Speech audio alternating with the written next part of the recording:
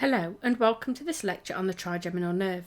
I am Tanya Chamberlain from the Division of Anatomy here at the University of Leeds, and in this video we'll be taking a brief look at the ophthalmic branch and a deep dive into the maxillary branch of the trigeminal nerve. So why are we so interested in the trigeminal nerve? Well, the trigeminal nerve is particularly important in the field of dentistry, especially branches V2 and V3, which will go on to innervate the teeth. The trigeminal nerve is a complex nerve that gives rise to many branches, in particular sensory branches which are travelling to the face, but it also gives off motor branches which are going to innervate the muscles of mastication. It can have huge significant clinical implications, such as in the case of shingles or trigeminal neuralgia. The top image here demonstrates the distribution of shingles across the ophthalmic nerve. Shingles is a very painful condition in which dormant varicella zoster virus reactivates along the length of the nerve, and it can have significant consequences if the nerve of the face are affected. The bottom image represents the close proximity of an artery identified as an arterial loop that rubs on the trigeminal nerve and can cause trigeminal neuralgia. This is an extremely painful condition which can be severely detrimental to a patient's quality of life, and is sadly referred to as the suicide disease given the high prevalence of suicide in the patient population known to have this condition. The final reason why it's important to have a thorough knowledge of the trigeminal nerve in dental careers is to ensure you can adequately provide dental anaesthetics for your patients. Pain-free applications of anaesthetics are vital for the comfort of patients during dental work, so having an in-depth understanding of the trigeminal nerve will help ensure that your patient's requirements are met. Before we begin, we should visit the objectives of this video. After this video, you should be able to describe the origin of the trigeminal. Describe and identify the location of the trigeminal ganglion and the apertures through which the three divisions of the trigeminal nerve leave the cranial cavity. Summarise the anatomy of the ophthalmic nerve. Describe in detail the maxillary nerve and its branches.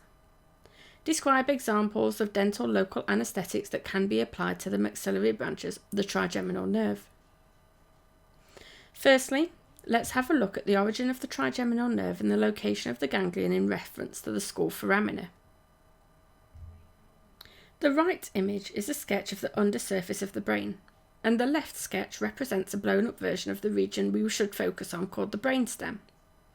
This is the more primitive region that is concerned with transmitting information between the body and the higher brain centres, and with a whole raft of regulatory and reflex actions, many of which, such as breathing, are of vital importance to life.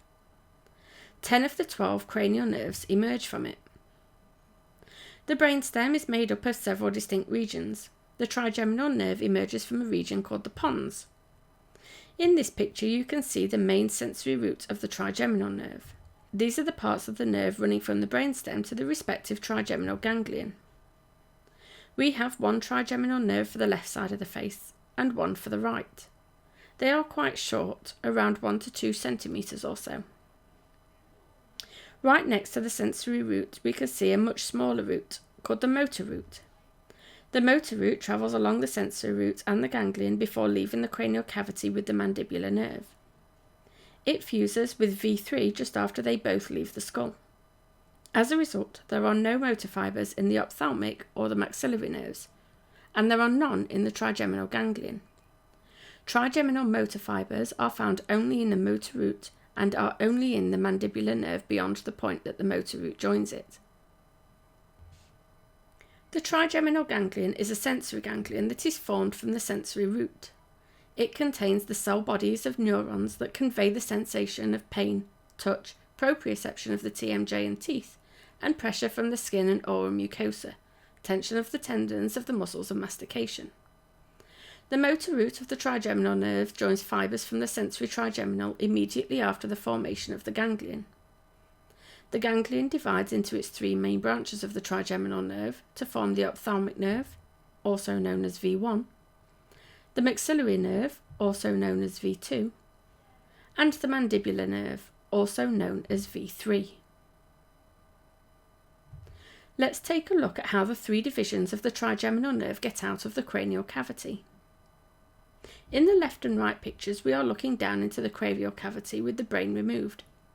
you can see the three distinct regions of the cranial base called the anterior, middle and posterior cranial fossa. A fossa is a depression or hollowed out region, usually in the bone. You can see the trigeminal nerve on the left-hand picture. Notice how it passes from the posterior cranial fossa to the middle one by running over the petrous or rock-hard part of the temporal bone. Once in the middle cranial fossa, the sensory root quickly expands to form the trigeminal ganglion. This is where all of the cell bodies of the trigeminal sensory fibres are located. This is why there is a swelling at the nerve at this point. The three divisions of the trigeminal nerve sprout from the ganglion and leave the cranial cavity through three different openings in the skull. All of these openings are in the sphenoid bone. The ophthalmic nerve travels anteriorly to pass through the orbit in a slit called the superior orbital fissure. If we take a look at the orbit from the skull from an anterior perspective, we can see the superior orbital fissure. The maxillary nerve also travels forward, but instead of passing through the superior orbital fissure, it goes through an opening called the foramen rotundum. This is most clearly seen in the picture on the right, which shows the cranial base with all the soft tissues removed. The mandibular nerve travels directly downwards to pass through the skull in an opening called the foramen ovale. The motor root of the trigeminal nerve travels through the foramen ovale as well. Again, this foramen is best seen on the right image. And that brings us to the end of the first objectives of this video. We have looked at the origin of the trigeminal nerve and the way in which it leaves the cranium. So moving on, let us now very briefly look at an overview of the ophthalmic branch, or V1, of the trigeminal nerve. The image on the left demonstrates a dissection of the ophthalmic nerve, whilst the image on the right is a sketch that will help you understand the cadaveric anatomy. Here we can see the ophthalmic nerve shaded in pink. The ophthalmic nerve, or V1, exits through the superior orbital fissure and begins to divide into smaller branches immediately upon entering the orbit. Reverting back to the superior orbital fissure, we can see it here from an anterior perspective and witness the division of V1. Within the orbit, the supraorbital nerve, a branch of V1, traverses above the eye and travels superiorly through a groove called the supraorbital notch. This supplies the sensory innervation to the forehead. V1 also gives off the lateral nasal nerve, which travels medially to the eye and will provide sensory innervation to the lateral aspects of the nose.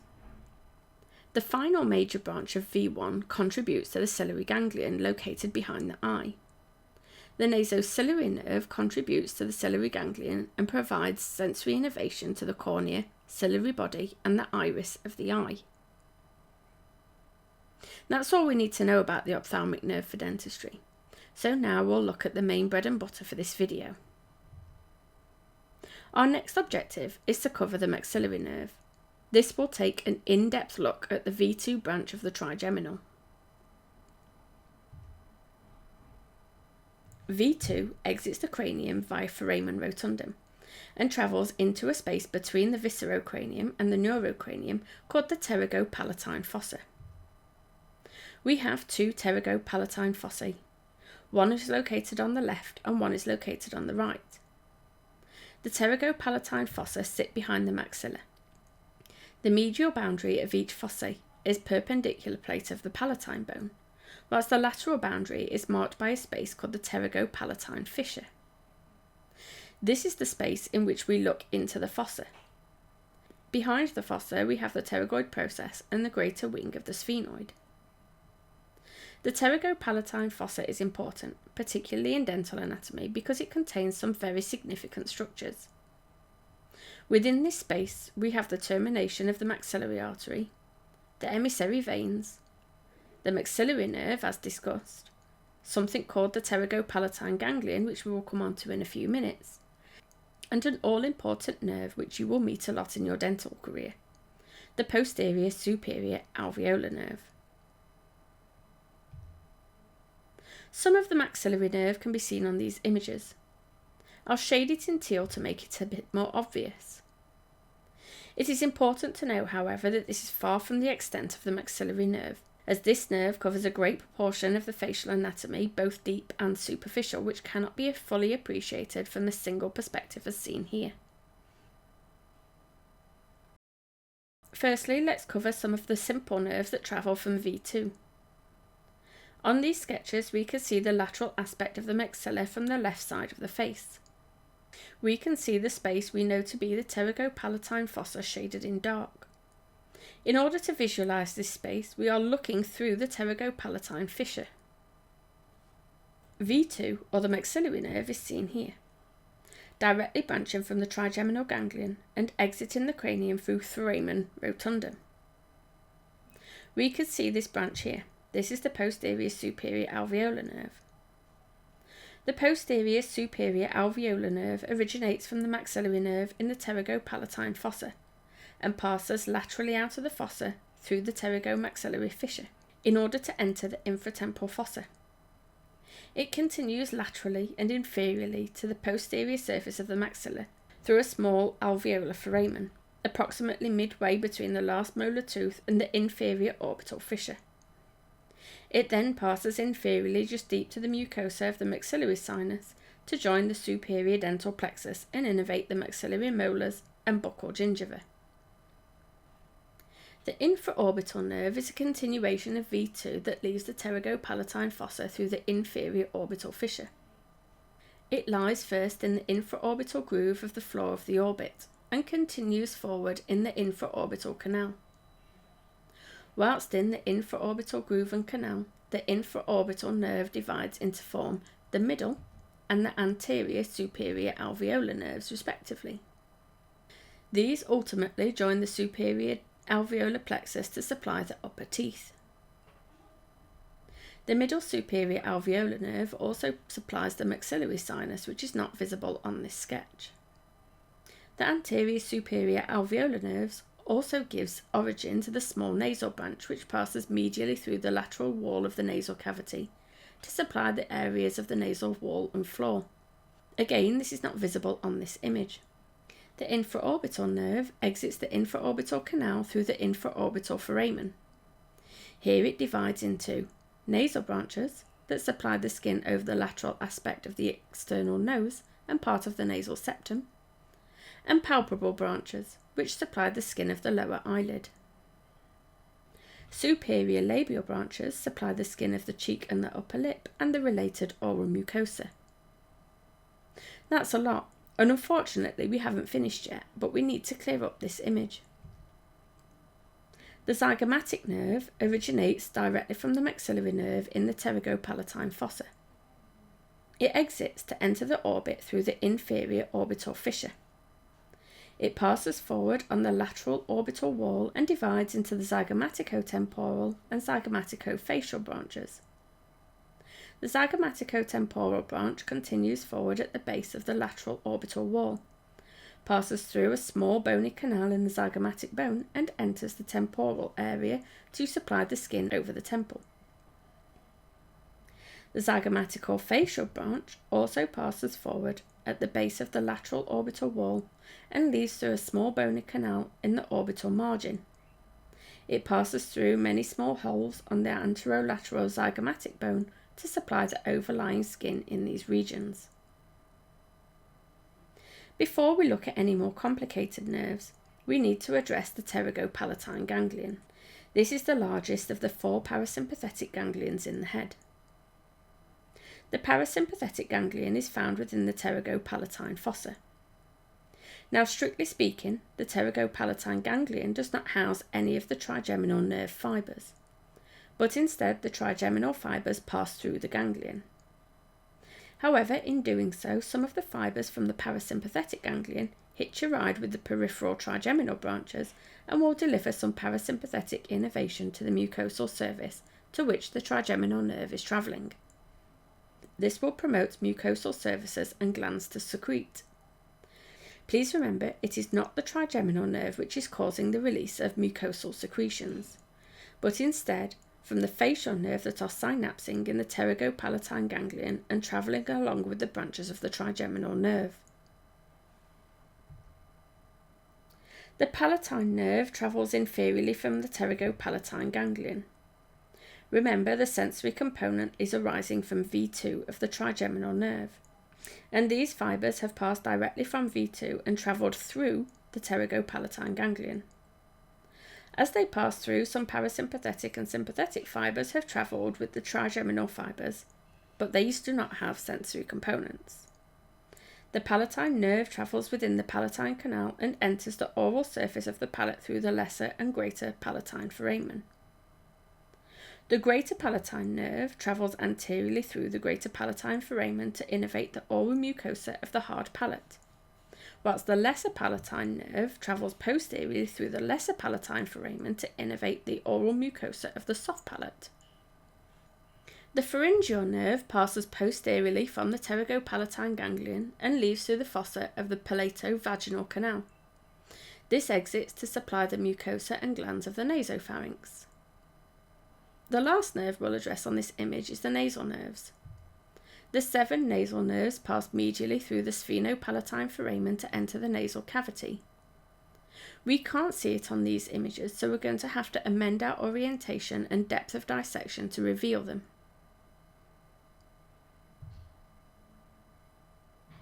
So the image on the left is the lateral aspect of a patient facing to the left. We can see the patient's right eye and the buccal surface of the maxillary molars.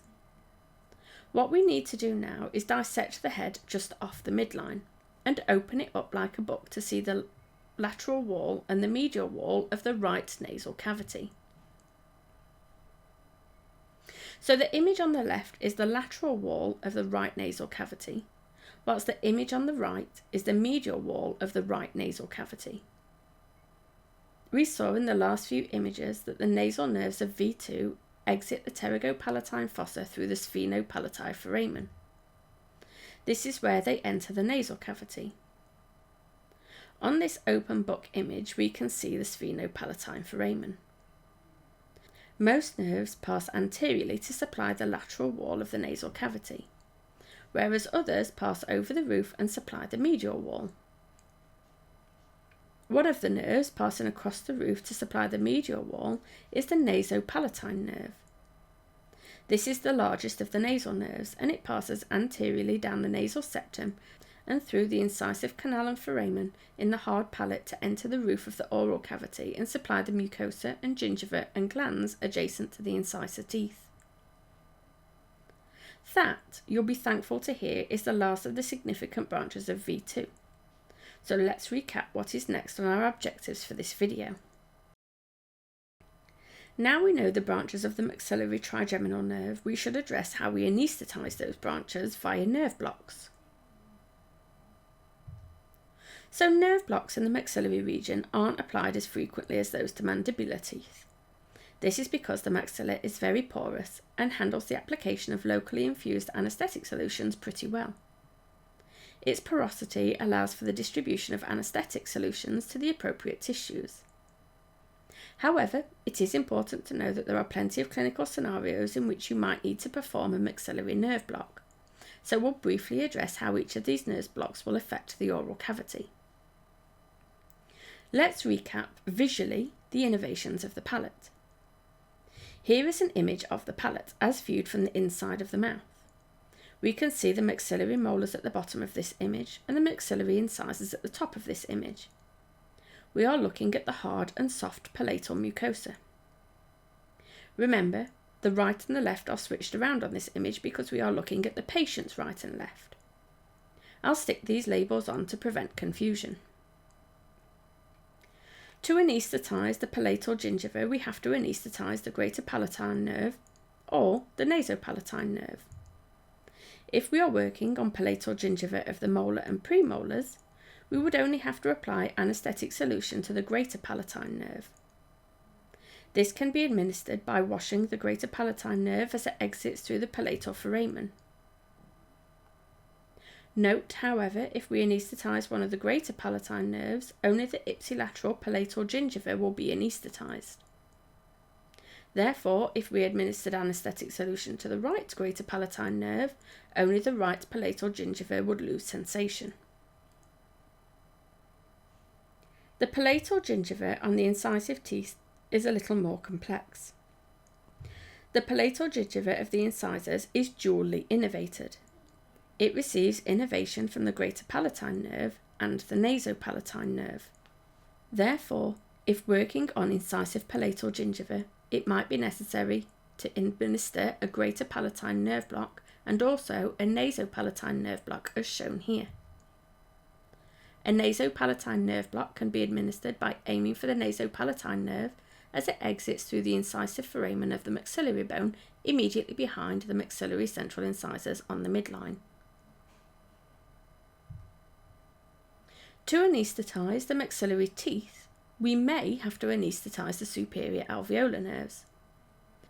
Anaesthetising the superior alveolar nerves also has the added benefit of anaesthetising the tooth's buccal or labial gingiva where appropriate. However, it is not as simple as that. We will start with the simplest teeth, which are M3, M2, and the distal and palatal root of M1. These three regions are innervated by the posterior superior alveolar nerve. The posterior superior alveolar nerve also innervates the buccal gingiva of the entirety of the maxillary M1, 2, and M3. However, although the innervation of these regions is the easiest to remember, the application of anaesthetic solution is potentially the most likely one to have considerable complications. The posterior superior alveolar nerve is located near the pterygoid venous plexus. If the pterygoid venous plexus is accidentally punctured, this could cause significant haematoma or potential route of infection into the cranium, as the pterygoid venous plexus communicates with a cavernous sinus. Additionally, administering anaesthetic solution to the venous system could also cause systemic effects. The landmarks associated with the posterior superior alveolar nerve are the mucobuccal fold at the level of M2, aiming the needle towards the maxillary tuberosity, which is the bony prominence towards the distal end of the maxilla. Moving on, let's have a look at the maxillary premolars and the mesobuccal of M1. These teeth are innervated by the middle superior alveolar nerve. However, the buccal gingiva of these teeth is dually innervated by the middle superior alveolar nerve and the infraorbital nerve. This picture demonstrates the landmarks for the application of anaesthetic to the middle superior alveolar nerve. The injection site is at the mucobuccal fold at the level of the apex of the second premolar. The landmarks for the infraorbital block site can be seen here, at the mucobuccal fold of the first premolar, aiming towards the infraorbital foramina located 5 to 10 mm below the infraorbital rim. The maxillary incisors and canines are innervated by the anterior superior alveolar nerve. This nerve, along with the inferior orbital nerve, innervates the corresponding labial gingiva. So it may be necessary to administer blocks to both nerves if anaesthetised labial gingiva is required for the dental treatment. To administer anaesthetic solution to the anterior superior alveolar nerve, solution must be washed over the nerve by injection at the mucobuccal fold at the level of the canine eminence, as demonstrated in this image. This final image summarises what we have covered so far. The maxillary branch of the trigeminal nerve innervates the entirety of the maxillary teeth and corresponding gingiva. The soft palate mucosa is innervated by the lesser palatine nerve. The hard palate is innervated by the greater palatine nerve, except for the gingiva of the incisors, which is dually innervated by the nasopalatine nerve and the greater palatine nerve. M3, M2, and the palatal and distal root of M1 are innervated by the posterior superior alveolar nerve. Premolar 1 and 2 and the mesial root of M1 are innervated by the middle superior alveolar nerve, and the canines and the ipsilateral incisors are innervated by the anterior superior alveolar nerve. The buccal gingiva of the molar teeth are innervated by the posterior superior alveolar nerve. The buccal gingiva of the premolars is dually innervated by the infraorbital nerve and the middle superior alveolar nerve. And finally, the labial gingiva of the canines and incisors is dually innervated by the infraorbital nerve and the anterior superior alveolar nerve. Hopefully, we have now developed a comprehensive understanding of the maxillary branch of the trigeminal nerve, so let's review the learning objectives of this video.